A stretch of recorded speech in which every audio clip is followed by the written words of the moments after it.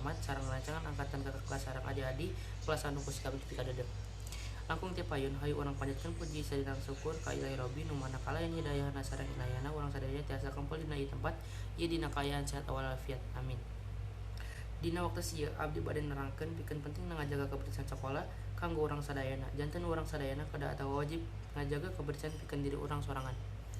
Dina saliji hadis diterangkeun inna dobatu minal iman nu hartosna kebersihan teh sebagian dari iman. Dina maksud eta urang tangtung tos kudu maksud sareng tujuanna nyaeta urang teh umat muslim anu ngadunan iman dina jero ate urang. Kebersihan sekolah kudu urang jaga. Urang kudu makacita kebersihan sangkana teh urang kudu milu bersih. Urang kada ngajaga lingkungan sekolah saperti ulah micet capa papaduan, nyorot-nyorot tembok atawa bangku sekolah jeung sajabana. Supaya dina urang diajar kaciptana proses diajar jeung ngajar jadi ngeunah. Pastina lamun bersih tungtengna urang jadi betah mun aya di lingkungan sekolah atawa dina jero kelas. Kukituna urang kudu ngajaga kebersihan sekolah sapertos micet capa kudu ka tempatna.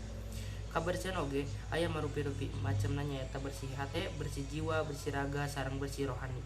Tah urang kudu janten jalmi anu kaasup kana jalma anu bersih sadayana. Allahumma amin.